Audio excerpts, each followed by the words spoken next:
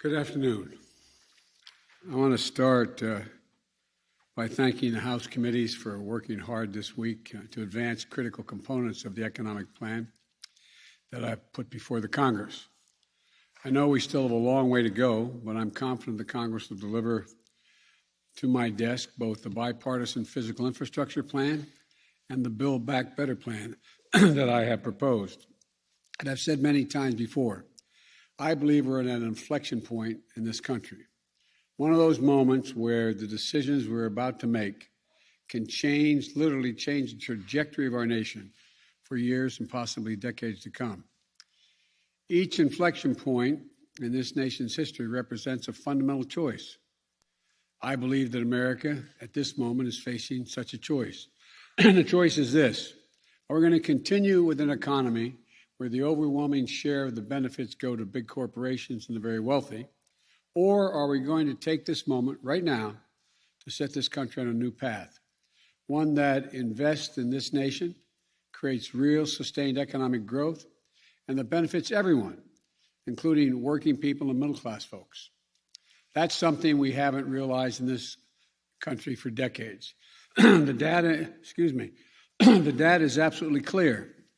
Over the past 40 years, the wealthy have gotten wealthier, and too many corporations have lost their sense of responsibility to their workers, their communities, and the country. Just look at the facts.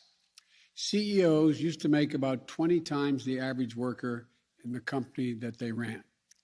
Today, they make more than 350 times what the average worker in their corporation makes.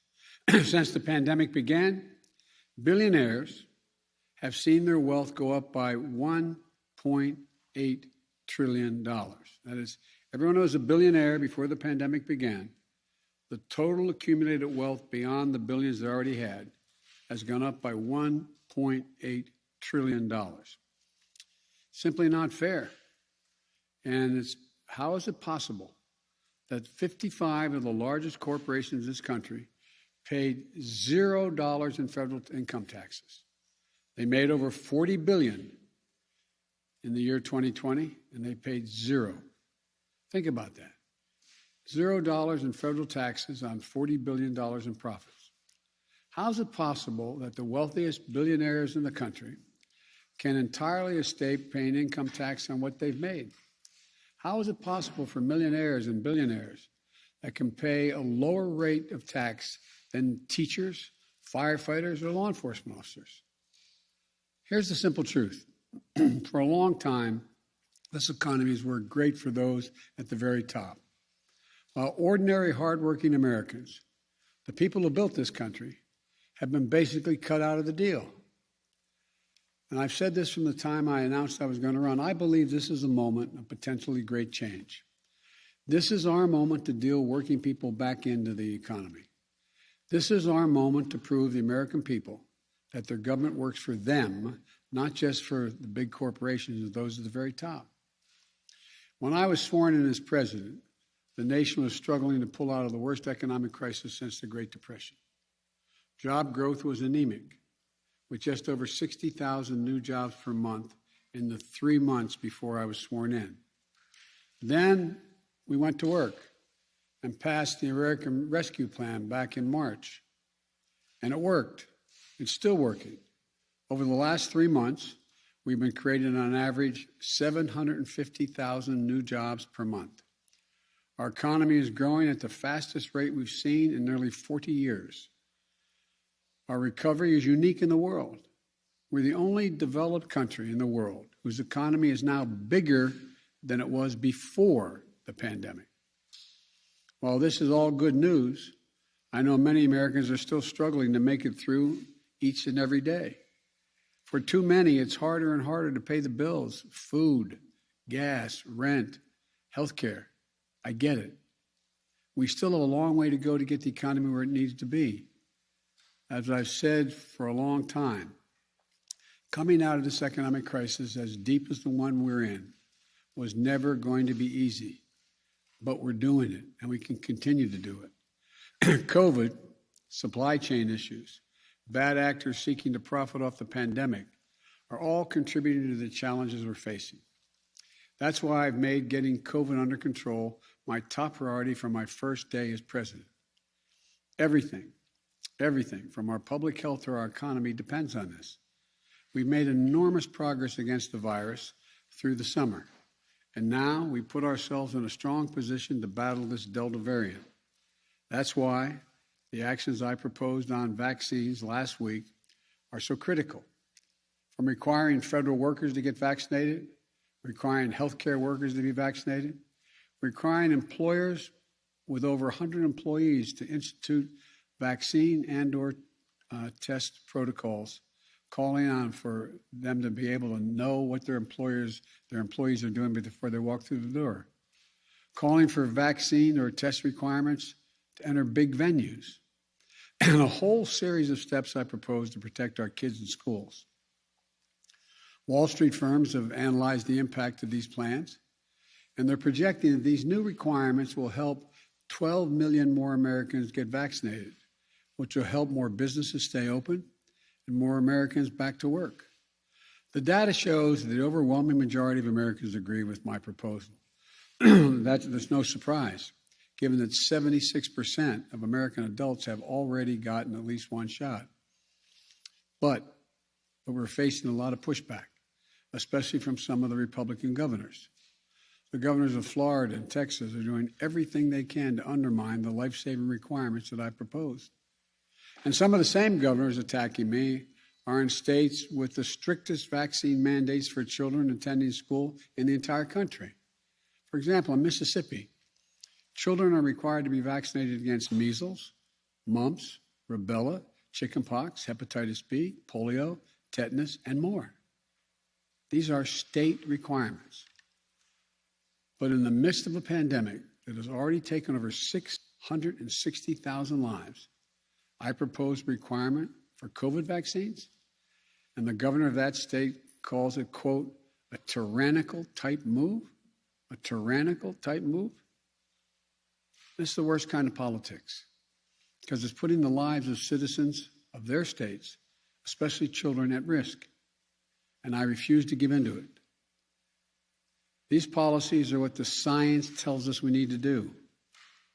They're going to save lives. They'll protect our economic recovery as well and allow the economy to continue to grow. We're also going after the bad actors and pandemic profiteers in our economy. There's lots of evidence that gas prices should be going down, but they haven't. We're taking a close look at that.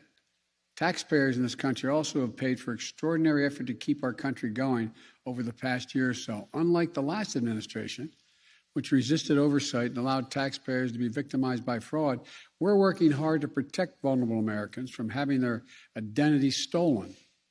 As a consequence, their unemployment checks stolen as well. And we're going to offer organized criminals, we're going to go after organized criminals that defraud America or misuse COVID funds. Look, we're also taking a closer look at places in our economy where fewer and fewer corporate giants are controlling more and more of the marketplace in the areas they work. Just look at agriculture and the food industry. A very small number of giant corporations now dominate the market, which gives them the ability to drive up prices because they face so little competition. As we work to build healthier competition in our economy and crack down on bad actors, the American Rescue Plan, which we passed in March, is still working to give hardworking Americans, hardworking people, some relief. One of the best examples of that relief is the expansion of the child tax credit, which in effect is essentially a historic tax cut for families with children. Just yesterday, 39 million working moms and dads got their direct payment. That money is going to help cover groceries, the mortgage, new pairs of shoes, all the things that kids need. It's a tax cut for working families.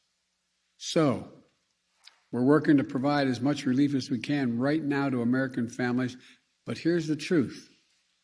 Yes, the pandemic has caused a lot of economic problems in the country, but the fact is our economy faced challenges long before this pandemic struck. Working people were struggling to make it long before the pandemic arrived. Big corporations and the very wealthy, were doing very well before the pandemic. That's why I've said, starting back in my campaign for president, that it's not enough to just build back. We have to build back better than before. And that's how it all begins. Big corporations and the super wealthy have to start paying their fair share of taxes. It's long overdue. I'm not out to punish anyone. I'm a capitalist. If you can make $1 million or $1 billion, that's great. God bless you. All I'm asking is you pay your fair share. Pay your fair share, just like middle-class folks do. But that isn't happening now. Today in this country right now, the top 1%, for example, evade an estimated $160 billion in taxes that they owe each year. Not new taxes, taxes that they owe. And the way it works is this. If you're a typical American, like I suspect most of the press people sitting in front of me here, you pay your taxes. Why? Because you get a W-2 form. It comes in the mail every year. The IRS gets that information as well. Your taxes get deducted from your paycheck, and you pay what is owed beyond that. That's why 99% of working people pay the taxes they owe. But that's not how it works for people with tens of millions of dollars. They play by a different set of rules, and they're often not employees themselves. So the IRS can't see what they make and can't tell if they're cheating. That's how many of the top 1% get away with paying virtually nothing. It's estimated by serious economists that that number is about $160 billion collectively owed each year that doesn't get paid. It's not an even playing field. My plan would help solve that. For example, it would give the IRS the resources it needs to keep up with the lawyers and accountants and the super wealthy. It would ask just for 2 pieces of information from the banks of these folks, the amounts that come into their bank accounts and what amounts go out of their bank accounts, so that the wealthy can no longer hide what they're making, and they can finally begin to pay their fair share of what they owe. That isn't about raising their taxes. It's about the super wealthy finally beginning to pay what they owe, what the existing tax code calls for. Just like hardworking Americans do all over this country every tax day. Look, and like I said just a few minutes ago, 55 of the most profitable corporations in America paid 0 in federal income taxes on what amounted to $40 billion in profit. Not a penny. That's not right. My economic plan will change that. Not punish anybody, just make them pay their fair share. But my Republican friends in Congress don't want to change the law. So what are they doing? They're attacking me and my plan, which is fine. But if you're going to have a debate, let's have an honest debate. My Republican friends are attacking my plan, saying it's big spending. Let me remind you, these are the same folks who just 4 years ago passed the Trump tax cut, totaling almost $2 trillion in tax cuts, a giant giveaway to the largest corporations in the top 1%. And listen to this, almost none of that $2 trillion tax cut was paid for. It just ballooned the federal deficit. In fact, the unpaid bills racked up by the last administration are projected to increase the national debt by more than $8 trillion over time. What I'm proposing is totally different from that approach for 3 reasons. First, my plan is paid for. It's fiscally responsible because our investments are paid for by making sure that corporations and wealthy Americans pay their fair share. Second, we're not going to raise taxes on anyone making under $400,000. That's a lot of money. Some of my liberal friends are saying it should be lower than that. But only corporations and people making over $400,000 a year are going to pay any additional tax. And third, not only will no one making under $400,000 see their taxes go up, the middle class are going to get some tax cuts. some breaks. My plan benefits ordinary Americans, not those at the top who don't need the help. It's a historic middle-class tax cut, cutting taxes for over 50 million families. My Republican friends are making a different choice, though. They'd rather protect the tax breaks of those at the very top than give tax breaks to working families. It's that simple. But let me ask you this. Where is it written that all the tax breaks in the American tax code go to corporations and the very top? I think it's enough. I'm tired of it. For me, it's pretty simple. It's about time working people got the tax breaks in this country. That's what my plan does. And here's what it also does. By asking big corporations and the very wealthy to pay their fair share, it makes it possible to invest in America, to invest in the American people. According to leading economists, forecasters like Moody's and major international financial institutions, my plan will create jobs, make us more competitive, and grow our economy and lessen, not increase, inflationary pressure. I don't know if it's been handed out today, but by the way, 15 Nobel laureates in economics released a letter yesterday arguing that exact same point. They said, and I quote, and this is from 15 Nobel laureates in economics, quote, because this agenda, the one I'm talking about, mine, because this agenda invests in long-term economic capacity and will enhance the ability of more Americans to participate productively in the economy, it will ease long-term inflationary pressures. It will ease it. Let me highlight just a few provisions of my plan. I know this is long, and I apologize, but it's important, I think. My plan lowers the cost of daycare and childcare and elder care for families.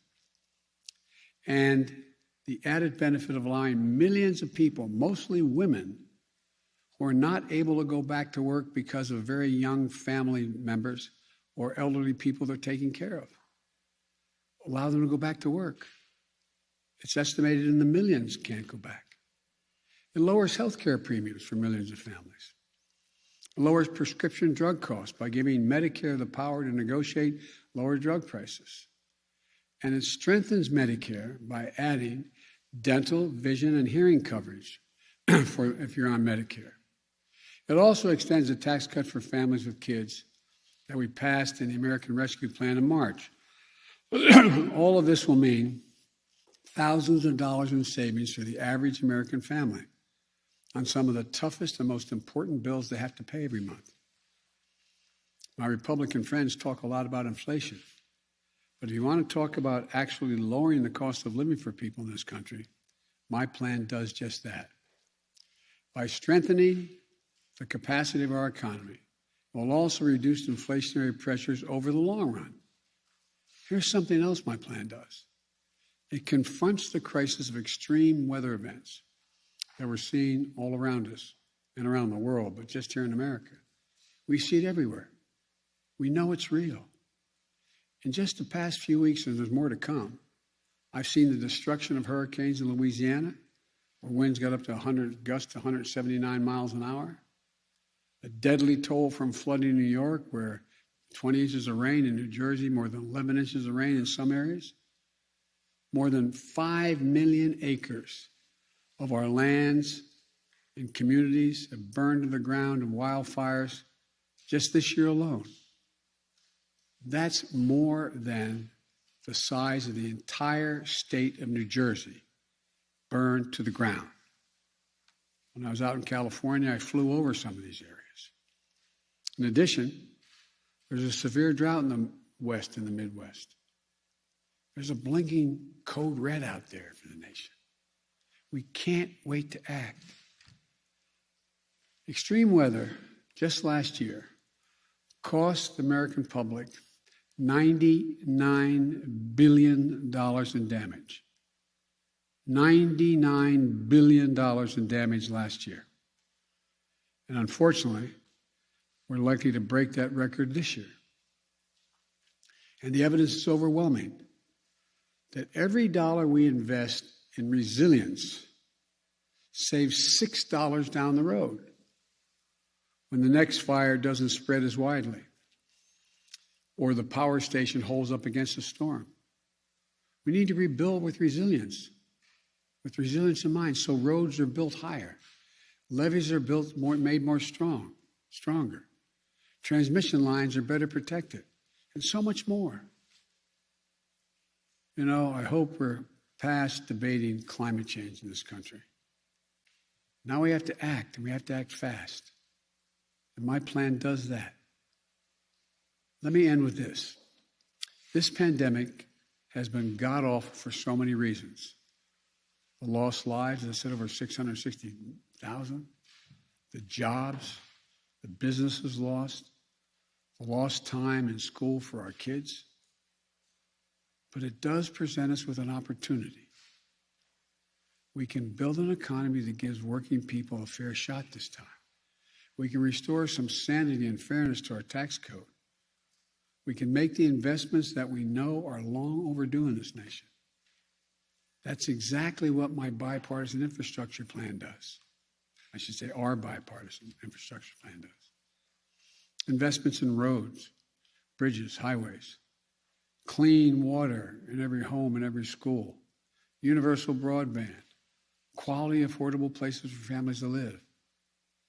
And we can invest in our people, giving our families a little help with their toughest expenses, like daycare, child care, elder care, prescription drugs, health care, preparing our young people to compete against any country in the world with preschool and community college.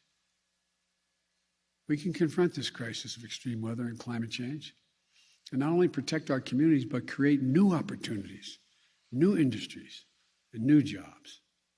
In short, this is an opportunity to be the nation we know we can be. A nation where all of us, not just those at the top, are getting to share the benefits of a growing economy in the years ahead. Let's not squander this moment trying to preserve an economy that hasn't worked too well for Americans for a long time. Let's not look backward, just trying to rebuild what we had. Let's look forward together as one America, not to build back, but to build back better. Thank you all very much, and God bless you all. May God protect our troops. Thank you. Mr. President, what kind of impact does it have when celebrities like Nicki Minaj share dubious claims?